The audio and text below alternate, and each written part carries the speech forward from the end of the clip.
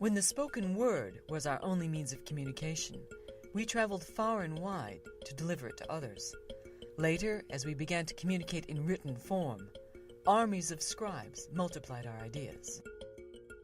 Our urge to communicate is so strong that we have always pushed the tools available to us to the limit, then gone beyond them, creating new technologies that reproduce our ideas on previously unimaginable scales.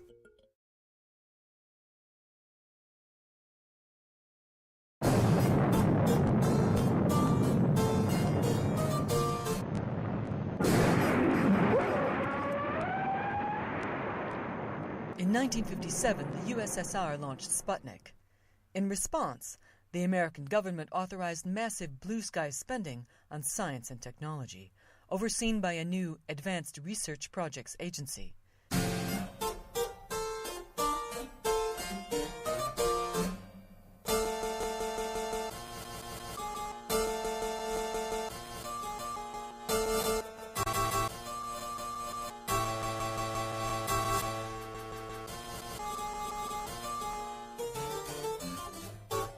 It was ARPA, developing the ideas of visionary computer scientist Joseph Licklider, that came up with the concept of networking computers. It's been hard to share information for years. The printing press, of course, was the great step into sharing information, and we have been needing for a long time some better way to distribute information than to carry it about. The print on paper form is embarrassing because in order to distribute it, you've got to move the paper around, and lots of paper gets to be bulky and heavy and expensive to move about. The ARPANET was designed to allow scientists to share computer resources in order to improve innovation. To make this vision work, ARPANET had to allow each machine on the network to reproduce and relay the information sent by any other. A network in which peers shared resources equally was part of a massive shift from the corporate and commercial communication systems of the past, in which messages radiated from a central point or down through a hierarchy. There was no center, and no machine was more important than another. Anyone could join the network, provided they agreed to abide by the rules or protocols on which it operated. Ever since really the 60s onwards, packet switched networks are the predominant style of communications used today.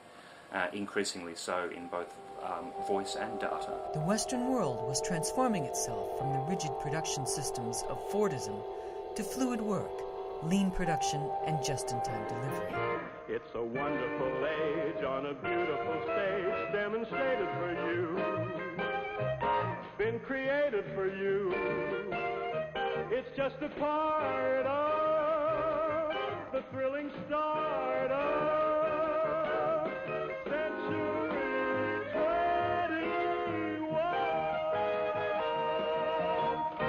a post-centralized, friction-free economy needed a communications system just like this.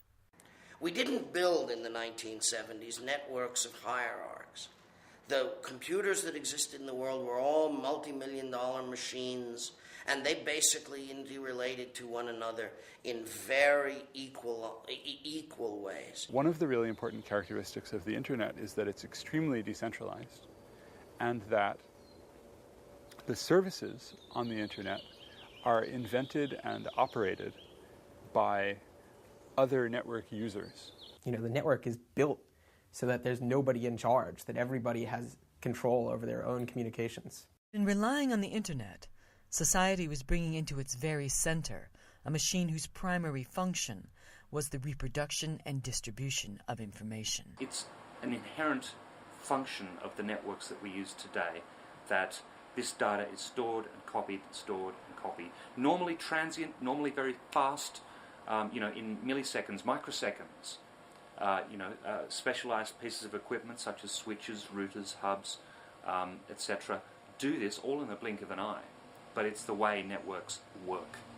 What ARPA's engineers had produced was the blueprint for a massive copying machine without master, which would grow at a fantastic rate into today's internet.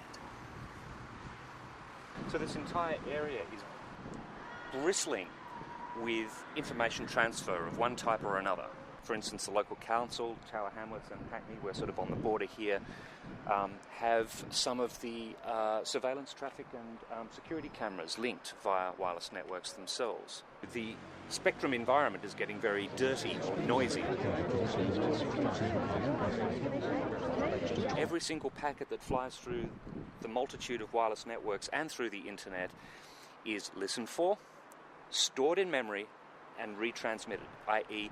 it's copied from one what's called network segment to the next. Now, our media environment now, our media ecosphere now is so broad, so large, that you cannot contain information very easily anymore. You cannot stop or censor information or stop the transmission once it's out there. It's like water through your hands. It's like trying to stop a dam from bursting.